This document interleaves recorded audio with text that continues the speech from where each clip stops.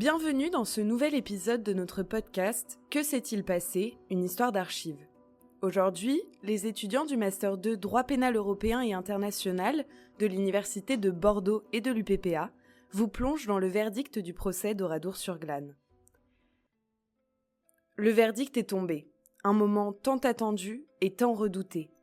Des peines de mort, des condamnations à des travaux forcés, mais aussi des libérations et des amnisties. Le procès des bourreaux d'Oradour-sur-Glane a fait couler beaucoup d'encre et provoqué de nombreuses émotions. Mais avant ces verdicts, des voix extérieures, des témoins silencieux qui n'étaient pas présents au tribunal ont néanmoins voulu exprimer leur opinion. Le verdict a révélé des divergences profondes dans la manière de percevoir les responsabilités. D'un côté, certains plaidaient pour des peines exemplaires, et de l'autre, on défendait des circonstances atténuantes. Nous allons tout d'abord évoquer avec vous les lettres avant jugement qui illustrent parfaitement cette tension. Certaines, provenant de survivants ou de citoyens profondément marqués par les événements, réclament la peine de mort pour ceux responsables de ce qu'ils appellent le massacre des innocents. Pour eux, l'atrocité de ce crime ne pouvait être compensée que par un châtiment à la hauteur de l'horreur.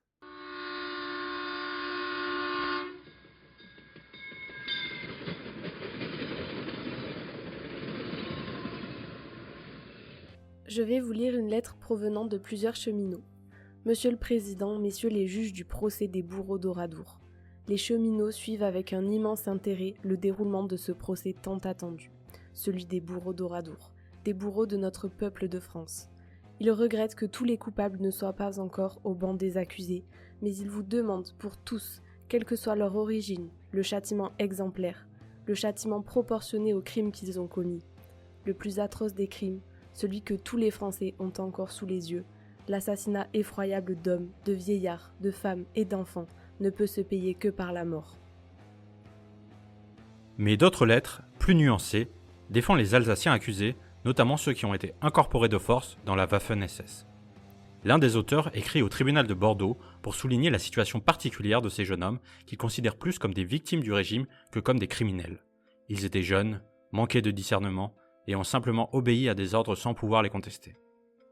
Je vais vous lire un extrait de cette lettre envoyée au président du tribunal militaire de Bordeaux et signée comme étant de la part d'un Alsacien loyal comme beaucoup d'autres et qui, si le sort l'avait voulu, pourrait être parmi les accusés, ces malheureux garçons abandonnés en 1940.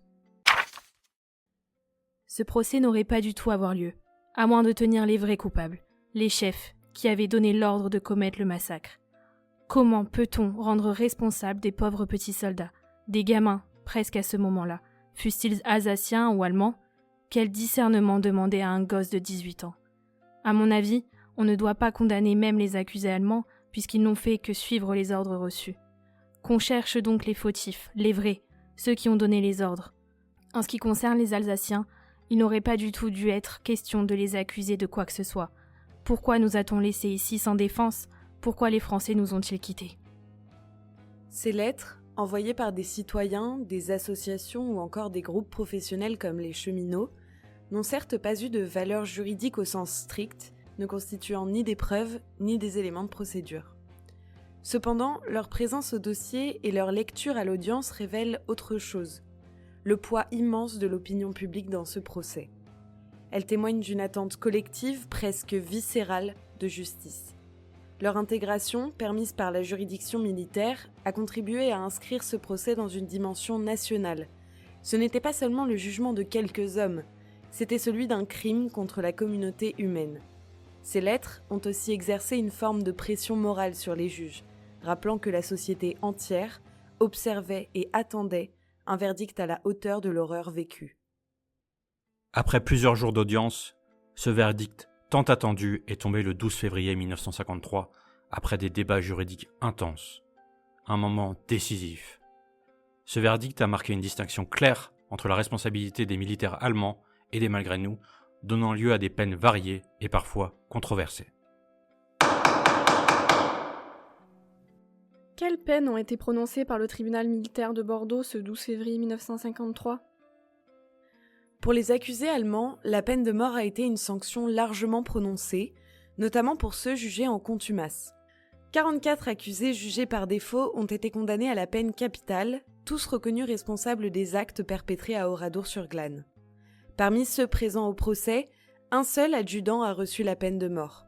Pour beaucoup d'autres, les peines prononcées ont été moins sévères, entre 10 à 12 ans de travaux forcés ou encore 10 ans de prison pour un accusé. Enfin, si le tribunal a reconnu que certains accusés avaient participé à des crimes comme des incendies de maisons ou des pillages, plusieurs ont été acquittés. Le verdict prononcé contre les accusés allemands s'inscrit dans une logique implacable et répressive. Mais la situation des Malgré-nous, elle, a révélé une problématique bien plus complexe. Du côté des accusés alsaciens, le jugement a reflété les tensions entre la nécessité de sanctionner les actes commis et la reconnaissance de leur incorporation forcée dans l'armée allemande.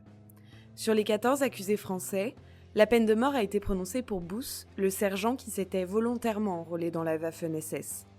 Cependant, pour beaucoup d'autres, les peines ont été moins sévères, principalement des peines de 5 à 8 ans de travaux forcés ou des peines de prison plus légères que les accusés allemands. Le tribunal militaire de Bordeaux a aussi accordé des peines complémentaires telles que des interdictions de paraître dans des lieux signifiés ou encore des restitutions d'objets à leurs propriétaires. Pour eux, le tribunal a adopté une ligne de conduite différente. Peine de prison réduite, amende moins élevée, souvent assortie de circonstances atténuantes. Pourquoi ? Parce qu'ils n'étaient pas considérés comme des volontaires. L'incorporation de force, bien que difficile à prouver au cas par cas, fut reconnue comme une cause atténuante majeure.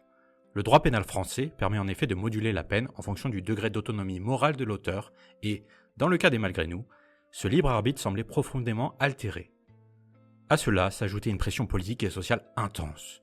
En Alsace, l'opinion publique refusait l'idée même de juger ces hommes comme des criminels de guerre. Alors, peu à peu, la justice a cédé. Au-delà des condamnations prononcées, l'exécution effective des peines et les décisions ultérieures, notamment en matière d'amnistie et de libération, a suscité elle aussi de vives controverses. En effet, après le verdict, tout ne s'est pas arrêté. Au contraire, en Alsace, les réactions sont immédiates, virulentes. Juger les Malgré-nous comme des criminels de guerre ? Inacceptable pour une partie de la population qui voit en eux des victimes du système nazi, arrachées à leur terre natale et jetées dans une guerre qui n'était pas la leur. Face à la pression populaire et politique, une proposition de loi d'amnistie est rapidement déposée. On l'examine en urgence dès le 19 février 1953 en séance parlementaire. Débats intenses, opposition farouche du Limousin où l'on crie à l'impunité. Pourtant, le texte passe.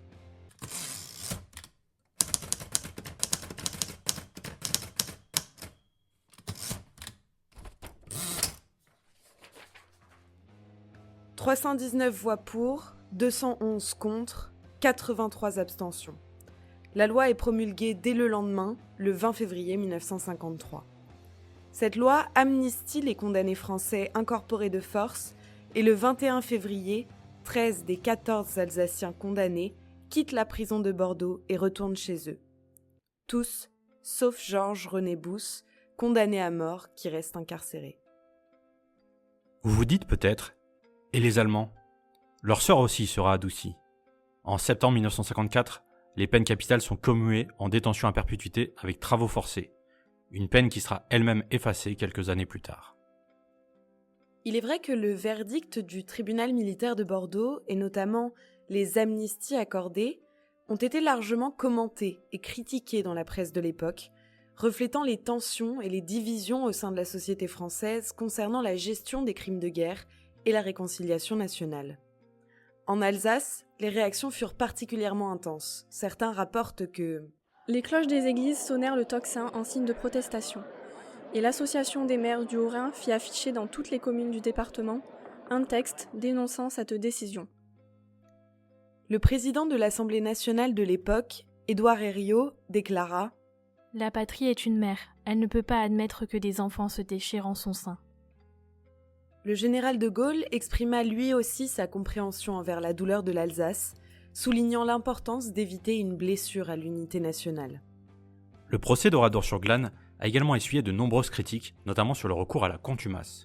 L'inexécution des peines est justement l'un des problèmes majeurs de ce mode de jugement qui, pour les familles des victimes, était un véritable coup de massue. Un procès des peines, mais au final aucune exécution, pour certains, un sentiment d'une dette non payée à la société, comme en témoigne cette lettre anonyme retrouvée dans les archives de l'affaire. Une chose est certaine pour moi, ce procès aura été encore une victoire posthume du nazisme. L'Alsace a l'habitude de souffrir, elle qui en moins d'un siècle aura échangé de main 4 fois. Ne croyez pas que nous soyons restés insensibles à la mort tragique de ces pauvres gens. Nous avons tremblé pour nos enfants pour ne pas pouvoir ressentir ce que ces gens-là ont perdu. Il faut être une mère pour ressentir ce que le massacre de ces innocents a été pour ceux qui restent. Pour ma part, je me sentirais incapable de vivre avec ces souvenirs. Je préférerais me suicider. À Bordeaux, le procès s'est terminé, les peines ont été prononcées, puis modifiées, puis effacées. Entre incompréhension et colère, soulagement et silence, la justice a laissé une plaie béante. Mais la justice n'est qu'une étape. Le temps, lui, impose une autre question, plus vaste, plus intime. Que fait-on de tout cela ? Comment vit-on avec une mémoire si douloureuse, si divisée, si vivante ? On ne peut pas tourner la page quand elle est encore en train de brûler. C'est la fin de cet épisode consacré au verdict du procès des bourreaux d'Oradour. Rendez-vous au prochain et dernier épisode qui sera consacré à la mémoire.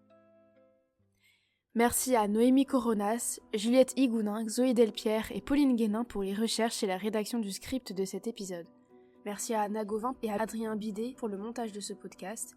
Vous avez entendu la voix d'Adrien Bidet, Anna Gauvin, Pauline Guénin, Noémie Coronas, Daphné Nadjombé et Zoé Delpierre. Merci de votre écoute et à bientôt.